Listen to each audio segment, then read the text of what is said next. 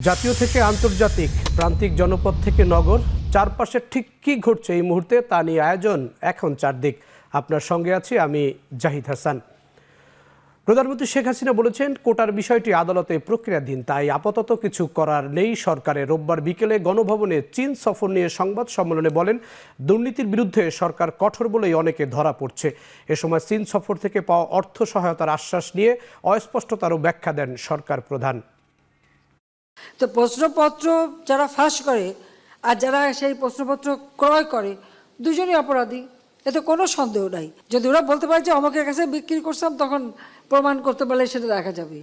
তা আমিও সেটা বিশ্বাস করি যে এর বেনিফিশিয়ারি যারা, তাদেরকেও ধরা উচিত, তাহলে আর ভবিষ্যতে কেউ করবে না। রায়ের বিরুদ্ধে এখন এই মুহূর্তে আমার তো দাঁড়ানোর কোনো অধিকার নাই।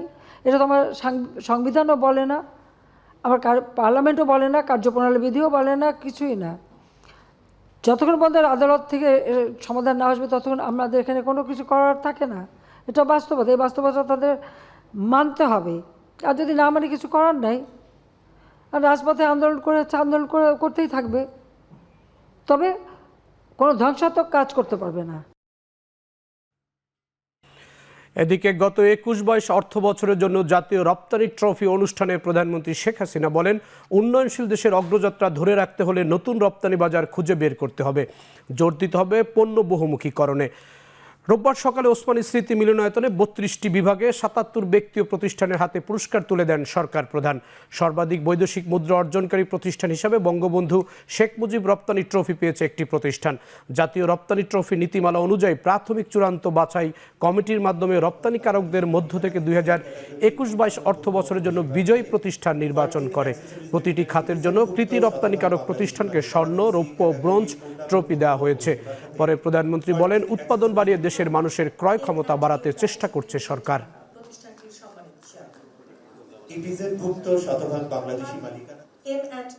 দারিদ্র্যের হার যেটা 25.6 ছিল, আমরা 25.1 ছিল, সেটা আমরা মাত্র 5.6 নামিয়ে এনেছি। ইনশাল্লাহ অতি দরিদ্র বলে বাংলাদেশে কেউ থাকবে না। আমাদের অর্থনীতি এখন বিশ্বে 33তম অর্থনীতিতে উন্নীত হয়েছে। ইনশাল্লাহ এটা আমরা সামনের দিকে আরো বড় অর্জন করতে পারবো বলে আমার বিশ্বাস। আমাদের দেশের অর্থনীতি এখন যথেষ্ট শক্তিশালী আমরা করতে পেরেছি।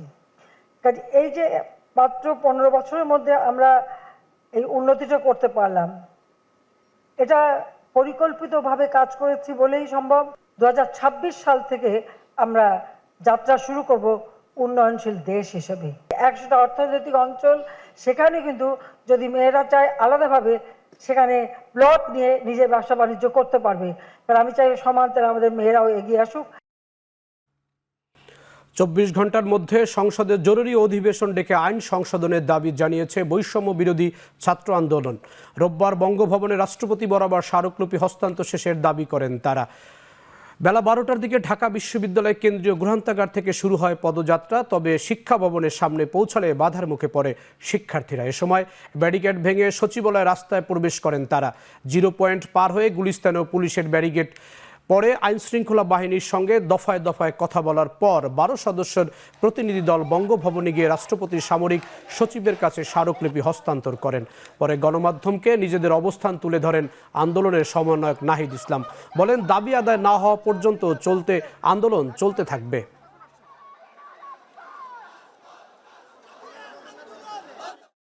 আগামী 24 ঘন্টার মধ্যে আমরা চাই সংসদে অধিবেশন ডেকে সেটার আইন পাশের জন্য কার্যকর ব্যবস্থা নেওয়া হোক, অথবা অধিবেশন আহ্বান করা হোক। সরকারের তরফ থেকে, মহামান্য রাষ্ট্রপতির তরফ থেকে এবং দায়িত্বশীল ব্যক্তিদের পক্ষ থেকে কি ধরনের বক্তব্য এবং পদক্ষেপ আসছে সেটি আমরা পর্যবেক্ষণ করে আমরা পরবর্তী আমাদের কর্মপরিকল্পনা ঠিক করব। এবং আরেকটি বিষয়, আমাদের নামে যে মামলা করা হচ্ছে, শাহবাগ থানায় অজ্ঞাতনামা মামলা করা হয়েছে, আমরা বলেছিলাম 24 ঘন্টার মধ্যে সেই মামলা প্রত্যাহার করতে হবে।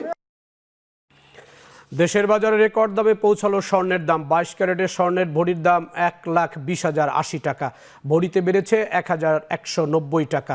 বাংলাদেশ জুয়েলারি অ্যাসোসিয়েশন বাজুস মূল্য নির্ধারণ ও মূল্য পর্যবেক্ষণ স্থায়ী কমিটির চেয়ারম্যানের স্বাক্ষরিত সংবাদ বিজ্ঞপ্তিতে এ তথ্য জানানো হয়। নতুন দাম অনুযায়ী 22 ক্যারেটের প্রতি ভরি স্বর্ণের দাম 1,20,080 টাকা। এছাড়া 21 ক্যারেটের প্রতি ভরি 1,14,600 টাকা, 18 ক্যারেট 98,245 টাকা এবং সনাতন পদ্ধতির প্রতি ভরি সোনা 81,228 টাকায় বিক্রি করা হবে। সোনার দাম বাড়ানো হলেও অপরিবর্তিত রাখা হয়েছে রূপার দাম। ক্যাটাগরি অনুযায়ী বর্তমানে 22 ক্যারেটের প্রতি ভরি রূপার দাম 2,100 টাকা।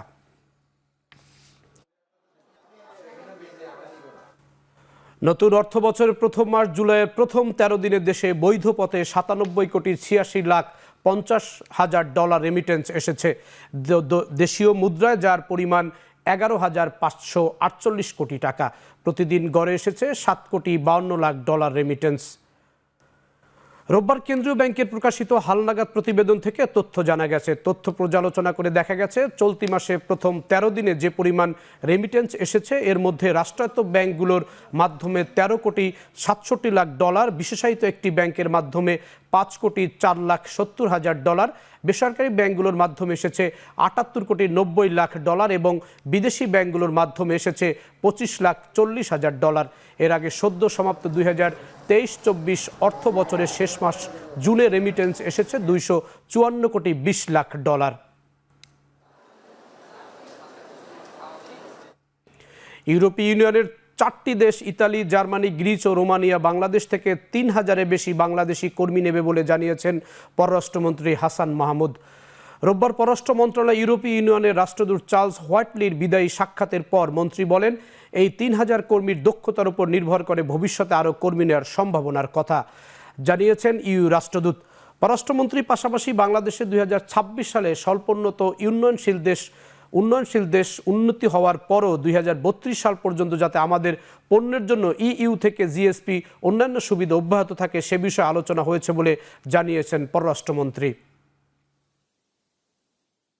ইউরোপিয়ান ইউনিয়নের দেশগুলোতে 3,000 কর্মী নেওয়ার ব্যাপারে আমরা সম্মত হয়েছি এবং দেশগুলো হচ্ছে ইটালি, জার্মানি, গ্রিস এবং রোমানিয়া। এই সমস্ত দেশে 3,000 কর্মী আমাদের দেশ থেকে যাবে।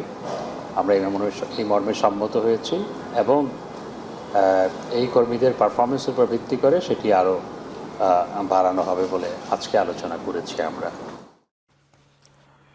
পৃথিবীর অন্য দেশের মতো আইসিটি খাতে সরকার গুরুত্ব বাড়াচ্ছে বলে জানিয়েছেন প্রধানমন্ত্রী বেসরকারি শিল্প বিনিয়োগ বিষয়ক উপদেষ্টা সালমান এফ রহমান। রাজধানীর একটি হোটেলে বেসিস আমেরিকা ডেস্কের উদ্বোধনী অনুষ্ঠানে তিনি একথা বলেন। প্রযুক্তিপণ্য সেবা খাতে এগিয়ে যাওয়ার চেষ্টা করছে বাংলাদেশ, কিন্তু বর্তমানে অনেক উদ্যোগ থাকলেও কোনো ধরনের প্রযুক্তিপণ্য উৎপাদনের সক্ষমতা নেই। এরই প্রেক্ষাপটে দেশের তথ্য প্রযুক্তি খাত সংশ্লিষ্টদের সংগঠন বেসিসের উদ্যোগে বাংলাদেশের আইসিটি পণ্যের আমেরিকা রপ্তানির স্বীকৃতি দেয়া এবং সফটওয়্যার আইসিটি শিল্পের জন্য যাত্রা শুরু করল বাণিজ্য সংস্থা বেসিস আমেরিকা ডেস্ক। অনুষ্ঠানে পিটার হাস বলেন, প্রবৃদ্ধি ও প্রযুক্তিগত অগ্রগতির জন্য দুই দেশ হাতে হাত রেখে এগিয়ে যাবে। One of the best ways is through the business sector. In the case of development of human resource, which we have seen that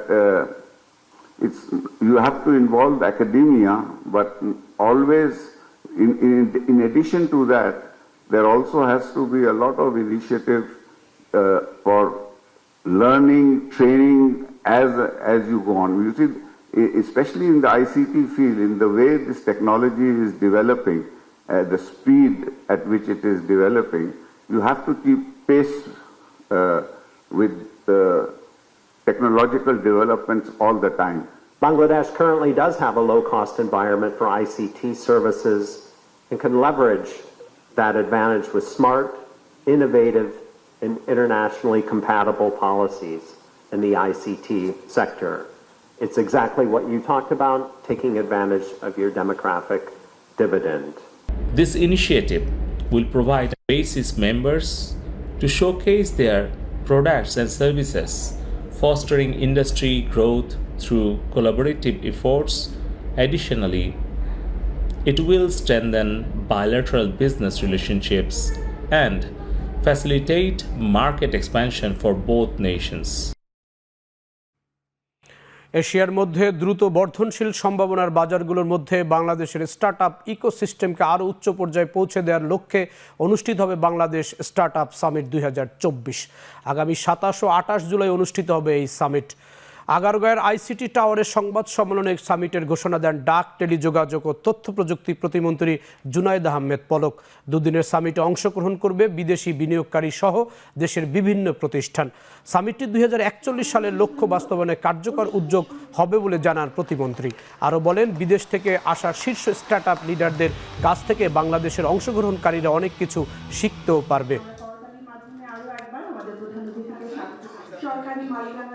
আমরা আসলে এই কমিউনিকেশনটা চালিয়ে যাব। স্টার্টআপ সামিটকে আমরা একটা প্ল্যাটফর্ম হিসেবে ইউজ করতে চাই। নট অনলি যে শুধু স্টার্টআপ সামিট হবে, এর বাইরেও রেগুলার বেসিসে আমরা আসলে বিভিন্ন ধরনের ইন্টারন্যাশনাল এবং লোকাল ইনভেস্টরদের সাথে যোগাযোগ রাখব। সকলের উপস্থিতি এবং অংশগ্রহণের মধ্য দিয়ে আমরা আগামী 41 সালের যে টার্গেট ফিক্স করেছি, যে আমাদের $1 ট্রিলিয়ন ইকোনমির অন্তত 50টা বিলিয়ন ডলার স্টার্টআপ থাকবে 41 সাল নাগাদ, এবং আমাদের লক্ষ্য 41 সাল নাগাদ বাংলাদেশে 1 লক্ষ স্টার্টআপ থাকবে যারা কিনা 1 কোটি তরুণ তরুণী কর্মসংস্থান সৃষ্টি করবে। সংকট নিরসন করা সরকারের কাজ হলেও আওয়ামী লীগ প্রতিনিয়ত সংকট সৃষ্টি করে যাচ্ছে বলে মন্তব্য করেছেন বিএনপির স্থায়ী কমিটির সদস্য নজরুল ইসলাম খান। রোববার সন্ধ্যায় গুলশান কার্যালয়ে বিএনপির লিয়াজো কমিটির বৈঠক শেষে সংবাদ সম্মেলনে নজরুল ইসলাম খান বলেন, দেশে রাজনৈতিক এবং গণতান্ত্রিক সংকট বিরাজমান, তাই বিএনপি যেই এক দফার আন্দোলনে রয়েছে তা সফল করে এই সংকট নিরসন করবে। সরকারি লোকজন হাজার হাজার কোটি টাকা দুর্নীতি করে পার পেয়ে গেল বিএনপি চেয়ারপারসন খালেদা জিয়াকে শুধু রাজনৈতিক প্রতিহিংসার কারণে বিদেশে চিকিৎসা নিতে দিচ্ছে না। চলমান কোটা আন্দোলন নিয়ে বিএনপির এই নেতা বলেন, বাতিল নয়, কোটা সংস্কারের আন্দোলনে বিএনপির সমর্থন রয়েছে।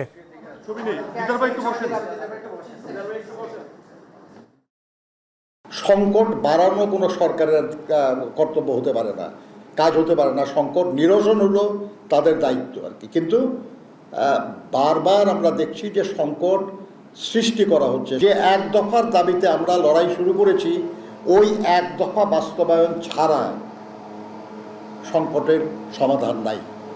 আর সেই এক দফার যে লড়াই, সেই লড়াইটাকে এগিয়ে নিয়ে যাওয়ার ব্যাপারে আমরা আগামী দিনে কর্মসূচি ঘোষণা করব। এখন চারদিকে নিচ্ছে একটি বিরতি, ফিরছি একটু পরেই।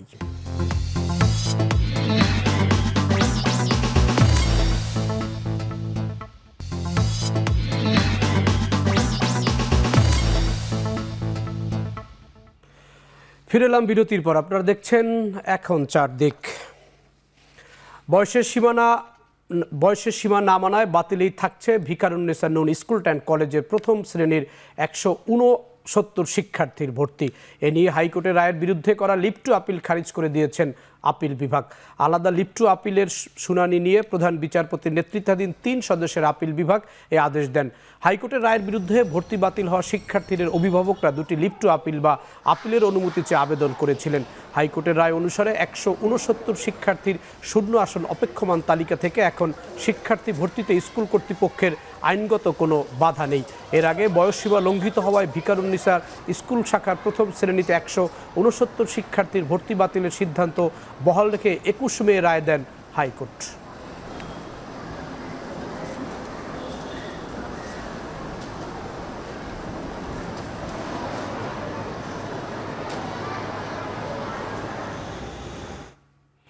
বগুড়ায় রূপালী ব্যাংকের 2,69,00,000 টাকা আত্মসাতের মামলায় ব্যাংকের ব্যবস্থাপক সহ 6 জনকে বিভিন্ন মেয়াদে কারাদণ্ড দিয়েছেন আদালত।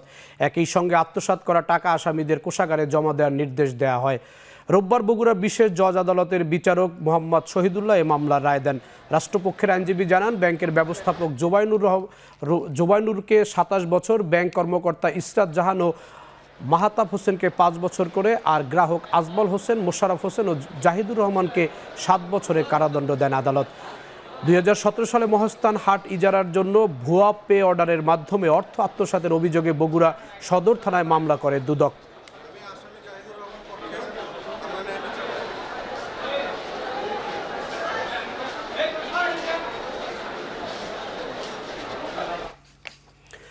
কক্সবাজারে ভরাট হওয়া নালা নর্দমার পুনরুদ্ধারে অভিযান শুরু করেছে পৌরসভা। অভিযানে প্রথম দিনে নালা নর্দমার উপর অবৈধভাবে বানানো 10টি স্থাপনা ভেঙে ফেলা হয়েছে।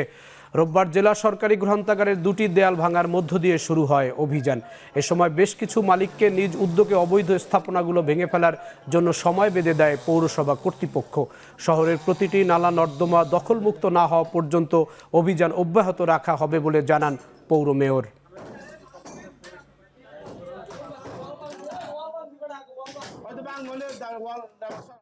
একটা ড্রেনের জরিপ করেছিল, সেখানে কারা কারা দখলে আছে তাদের স্পষ্ট নাম লেখা আছে। সুতরাং ওই তালিকা ধরে আমরা তাদের বিরুদ্ধে আমাদের অভিযান অব্যাহত থাকবে। এখানে শেষ বলে কোনো কথা নেই। আমরা যতক্ষণ পর্যন্ত আমরা আগের অবস্থায় ফিরে আসতে না পারি ততক্ষণ পর্যন্ত ডেইলি অন্তপক্ষে 5 ঘন্টা আমরা এই অভিযান করব। আধুনিক সব যন্ত্রপাতি সংযোজন, দ্রুত পণ্য খালাস ও জাহাজ জট না থাকায় আমদানি রপ্তানিতে মংলা বন্দর নির্ভরতা বেড়েছে। অতীতের যে কোনো সরকারের সময়ের তুলনায় বন্দরটিতে বিদেশি জাহাজ বেড়েছে, সাথে সাথে বেড়েছে রাজস্ব আয়। বিদায়ী অর্থ বছরে মংলা বন্দর রাজস্ব আদায় করেছে 319 কোটি টাকা। 2022-23 অর্থ বছরে মোট রাজস্ব আদায় হয়েছিল 302 কোটি টাকা। পূর্ববর্তী অর্থ বছরের তুলনায় বিদায়ী অর্থ বছরে অর্জিত রাজস্ব আয় বৃদ্ধি পেয়েছে 17 কোটি টাকা। জাহাজের সংখ্যা বৃদ্ধির কারণে গেল বছরের তুলনায় এবছরে রাজস্ব আদায় বেশি হয়েছে।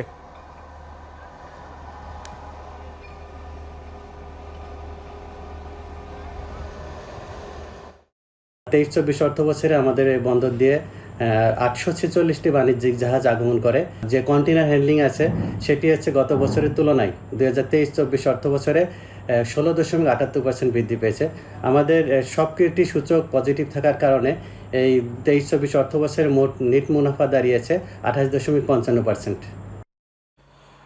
দেশের বিভিন্ন জেলায় অস্বাভাবিকভাবে দাম বেড়েছে কাঁচামরিচের। মেহেরপুরের প্রতি কেজি কাঁচামরিচের দাম ছুঁয়েছে 400 টাকা পর্যন্ত।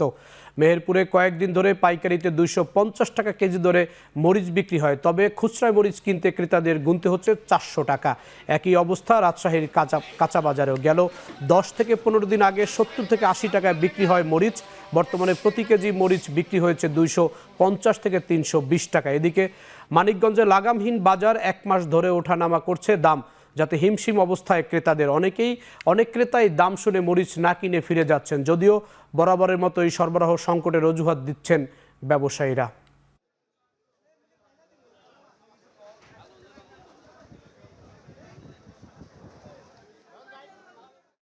কাঁচামরিচের দাম এত বৃদ্ধি পাওয়ার কারণ হচ্ছে আমাদের স্থানীয় যে কাঁচামরিচটা এখনো বাজারজাতকরণ হয়নি, আমাদের বাইরে থেকে নিয়ে আসতে হচ্ছে। এই কারণে আমাদের বেশি দামে কিনতে হচ্ছে, বেচতে হচ্ছে। বাজারের যে অবস্থা, এখানে কারোরই কেনার মতো সামর্থ্য অ্যাকচুয়ালি হওয়া সম্ভব হয়ে ওঠে না। রংপুর, দিনাজপুর, ঠাকুরগাঁও যে সমস্ত দেশি মরিচ ছিল, এগুলা মনে করেন বৃষ্টির জন্য বা বিভিন্ন জায়গায় বর্ষার কারণে এই মরিচগুলা মনে করেন এখন কমে গেছে। বিভিন্ন খরাতাপে এবং বৃষ্টির কারণে সমস্ত গাছ মরে গেছে। মরিচের কারণে এখন পুরো ডিপেন্ড করতে হচ্ছে আপনার হলো এলসির উপরে। দেশের বিভিন্ন অঞ্চলের নদ নদীর পানি কমতে শুরু করায় বন্যা পরিস্থিতি কিছুটা উন্নতি হয়েছে, তবে পানি ধীরগতিতে কমায় এখনও ভোগান্তিতে চর ও নিম্ন অঞ্চলের বাসিন্দারা। দেখা দিয়েছে ডায়রিয়া সহ পানিবাহিত রোগ। হাসপাতাল ও স্বাস্থ্যকেন্দ্রে বেড়েছে রোগীর চাপ। সিরাজগঞ্জে বেশ কয়েকটি পয়েন্টে যমুনার পানি 15 সেন্টিমিটার কমেছে। জেলার নিম্ন অঞ্চল ও চরাঞ্চলে এখনও পানিবন্দী 20,000 মানুষ। এছাড়া জামালপুরে পানি কমতে শুরু করায় বিভিন্ন আশ্রয় কেন্দ্র থেকে ঘরে ফিরতে শুরু করেছেন বানভাসীরা, তবে এখনও পানিবন্দী 40 ইউনিয়নের 2 লাখের বেশি মানুষ। দীর্ঘদিন পানিবন্দী থাকায় দুর্গত এলাকায় দেখা দিয়েছে খাবার, সুপেয় পানি ও গোখাদ্যের তীব্র সংকট। আর মৌলভীবাজারে বন্যার পানি কমার সাথে সাথে বাড়ছে রোগবালাই। সপ্তাহখানেকের মধ্যেই পানিবাহিত রোগে আক্রান্ত হয়েছে 4,000-এর বেশি মানুষ। চাপ বেড়েছে হাসপাতাল ও স্বাস্থ্যকেন্দ্রগুলোতে।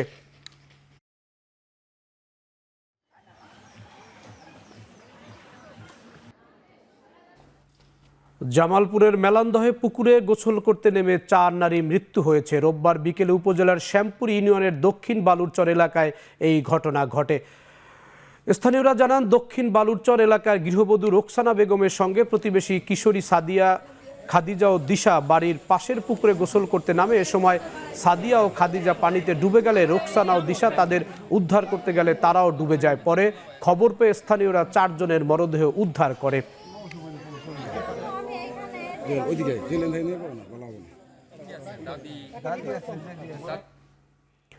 কুড়িগ্রামে বন্যার্তদের মাঝে ত্রাণ বিতরণ করেছে র্যাব। সোমবার সদর উপজেলার যাত্রাপুর ইউনিয়নের চর যাত্রাপুরে এই ত্রাণ সামগ্রী বিতরণ করা হয়।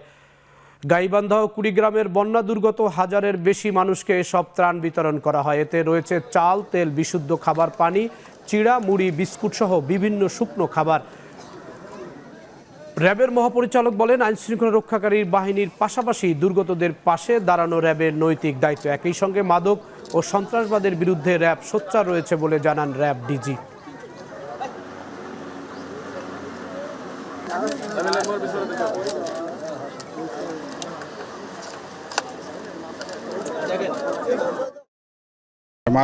মাদক নির্মূলে এবং অবৈধ অস্ত্র উদ্ধার এবং মাদক উদ্ধারে কিন্তু বিরামহীনভাবে কিন্তু এই র্যাব ফোর্সেস কাজ করে যাচ্ছে সারা দেশে, এবং এই কার্যক্রম কিন্তু অব্যাহত রয়েছে এবং সামনের দিনগুলোতে এটা আরও বেশি বেগবান হবে। নানান আয়োজনে সারা দেশে পালিত হলো মাদকদ্রব্য অপব্যবহার ও অবৈধ পাচার বিরোধী আন্তর্জাতিক দিবস। এই দিবস উপলক্ষে জেলাগুলোতে র্যালি ও আলোচনা সভার আয়োজন করা হয়। রোববার সকালে নোয়াখালী জেলা প্রশাসক কার্যালয়ের সামনে থেকে র্যালি বের করে মাদকদ্রব্য নিয়ন্ত্রণ অধিদপ্তর। র্যালি শেষে অনুষ্ঠিত হয় আলোচনা সভা। এ সময় মাদকের বিভিন্ন ক্ষতিকর দিক তুলে ধরে মাদকের অপব্যবহার বন্ধের জোর দাবি জানান বক্তারা। পাশাপাশি আইন শৃঙ্খলা বাহিনীর নজরদারি আরও বাড়ানোর জন্য প্রশাসনকে অনুরোধ করেন তারা। এদিকে একইভাবে যশোরেও নানা আয়োজনের মধ্য দিয়ে পালিত হয়েছে আন্তর্জাতিক এই দিবসটি।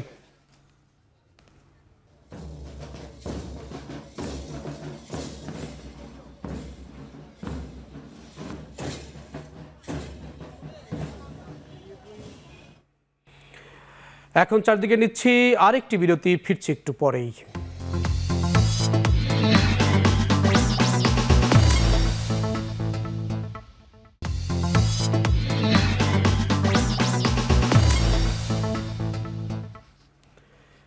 বিরতির পরে ফিরে এলাম আর একবার। আপনারা দেখছেন এখন চারদিক। অল্পের জন্য বাঁচলেন সাবেক মার্কিন প্রেসিডেন্ট ডোনাল্ড ট্রাম্প। পেনসিলভেনিয়ায় এক নির্বাচনী প্রচারে তাকে হত্যা চেষ্টা হলেও ভাগ্যজোরে শুধু কান ছুঁয়ে বেরিয়ে যায় গুলি। ইতিমধ্যেই প্রাথমিক চিকিৎসা নিয়ে নিজ বাড়ি নিউ জার্সিতে ফিরেছেন সাবেক মার্কিন প্রেসিডেন্ট। পেনসিলভেনিয়ায় বাটলারে নির্বাচনী সভায় বক্তব্য দিচ্ছিলেন ট্রাম্প। প্রত্যক্ষদর্শীর বরাতে বিবিসি জানিয়েছে, পার্শ্ববর্তী একটি ভবনের ছাদ থেকে গুলি চালায় হামলাকারী। গুলির শব্দ হওয়ার সঙ্গে সঙ্গে ট্রাম্প মঞ্চে বসে পড়েন। এ সময় সিক্রেট সার্ভিস এজেন্টরা মঞ্চে ঝাঁপিয়ে পড়ে মানব ঢাল বানিয়ে তাকে ঘিরে রাখে। এ সময় ট্রাম্পের কান ও মুখমণ্ডল দিয়ে রক্ত ঝরতে দেখা যায়। আর নিরাপত্তা বাহিনীর পাল্টা গুলিতে মারা যান হামলাকারী ২০ বছর বয়সী থমাস ম্যাথিউ ক্রুকস। এ সময় ট্রাম্পের এক সমর্থক গুলিতে প্রাণ হারান। গুরুতর আহত আরও দুজন হাসপাতালে ভর্তি আছেন। এদিকে প্রেসিডেন্ট জো বাইডেন হামলার ঘটনায় নিন্দা জানিয়েছেন, সবাইকে শান্ত থাকার আহ্বানও জানিয়েছেন তিনি।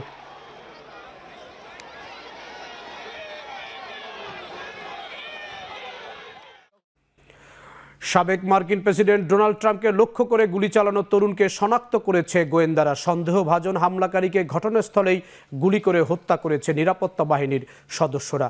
হত্যা চেষ্টা হিসাবে ঘটনার তদন্ত শুরু করেছে মার্কিন গোয়েন্দা সংস্থা FBI। আততায়ীর বয়স 20-এর ঘরে বলে জানানো হলেও এখনও প্রকাশ হয়নি তার পরিচয়। আইনশৃঙ্খলা রক্ষাকারী বাহিনীর বরাত দিয়ে CNBC জানিয়েছে, নির্বাচনী সমাবেশের ভেন্যুতে উঁচু স্থান থেকে নজরদারি সিক্রেট সার্ভিসের সদস্যরা হামলাকারীকে লক্ষ্য করে গুলি চালায়। সমাবেশ স্থলের কাছে একটি ভবনের ছাদে পড়ে থাকা সন্দেহভাজন হামলাকারীর মৃতদেহের ছবি প্রকাশিত হয়েছে। ছবিতে দেখা গেছে ইউটিউব চ্যানেল ডেমোলিশন র্যাঞ্চের প্রচার সম্মিলিত পোশাক পরিহিত ছিল হামলাকারী তরুণ। আগ্নেয়াস্ত্রের সমর্থনে প্রচারণা চালিয়ে থাকে চ্যানেলটির সাবস্ক্রাইবারের সংখ্যা 1 কোটির বেশি। চলতি বছর যুক্তরাষ্ট্রে আগ্নেয়াস্ত্র সহিংসতায় প্রাণ গেছে 9,000-এর বেশি মানুষের, আহত 17,000।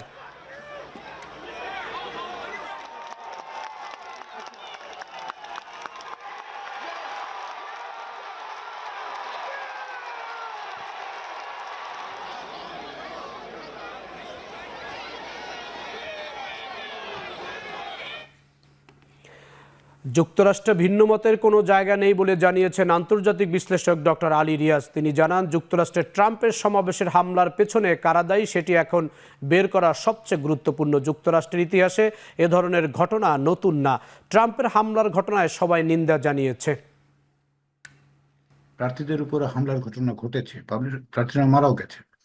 সেগুলি অভ্যন্তরীণভাবে অপরাধ মোকাবেলার ক্ষেত্রে কোথাও কোথাও দুর্বলতা প্রকাশ করে বটে, কিন্তু এতে করে সামগ্রিকভাবে একটা নিরাপত্তার সংকট তৈরি হয়ে গেলে এমন দাঁড়াচ্ছে না। আমরা এক ধরনের পোলারাইজড একটা পরিস্থিতির মধ্যে আছি, তো মেরুকরণ হচ্ছে, এবং বিভিন্ন সময় আসলে মিস্টার ট্রাম্প নিজেও যেটা করেছেন সেটা হচ্ছে এক ধরনের ভায়োলেন্স বা এক ধরনের সহিংসতার দিকে উস্কে দিয়েছেন, সেগুলির একটা প্রতিক্রিয়া হচ্ছে। এটা একটা অ্যাসাসিনেশন অ্যাটেম্প, প্রেসিডেন্ট প্রার্থীকে হত্যা করার চেষ্টা করা হয়েছে, এটা এইভাবে বিবেচনা করা হবে।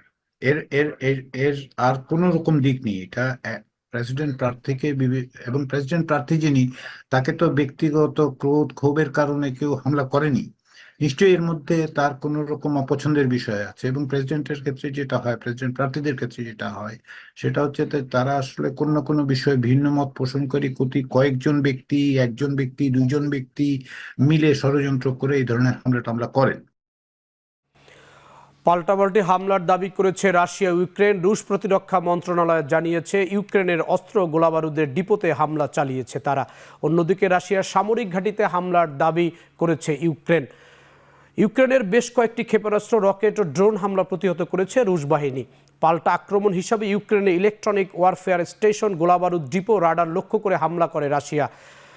একই দিনে ইউক্রেনের সশস্ত্র বাহিনীর জেনারেল স্টাফ জানিয়েছেন রুশ বাহিনীর সব আক্রমণ তারা প্রতিহত করে এবং রাশিয়ার সামরিক ঘাঁটিতে হামলা চালিয়ে ব্যাপক ক্ষয়ক্ষতি করেছে। এদিকে ক্রেমলিন মুখপাত্র বলেছেন ইউরোপে মোতায়েন করা মার্কিন ক্ষেপণাস্ত্র মোকাবিলার রাশিয়ার যথেষ্ট সক্ষমতা রয়েছে।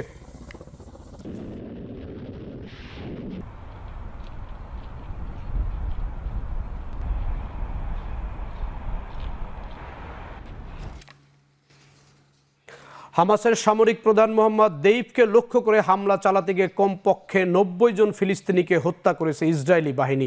গাজায় ঘোষিত মানবিক অঞ্চলে প্রাণঘাতী বিমান হামলা চালায় ইসরায়েলিরা। এদিকে ইসরায়েলের প্রধানমন্ত্রী বেনিয়ামিন নেতানিয়াহু বলেছেন হামলায় হামাস নেতার মৃত্যুর বিষয়টি এখনও নিশ্চিত না, তবে এই হামলা হামাস গোষ্ঠীর ওপর বাড়াবে এবং জিম্মিদের মুক্তির সম্ভাবনা আরও বাড়িয়ে তুলবে। বেসামরিক মানুষ হত্যার ঘটনায় তীব্র নিন্দা জানিয়েছে জাতিসংঘ। সংস্থার মহাসচিব বলেন গাজায় কোনো নিরাপদ জায়গা নেই। ইসরায়েলকে আন্তর্জাতিক আইন মেনে চলার আহ্বানও জানান তিনি। এদিকে তেল আবিবে নেতানিয়াহু সরকারের বিরুদ্ধে রাস্তায় নেমেছে হাজারো ইসরায়েলি।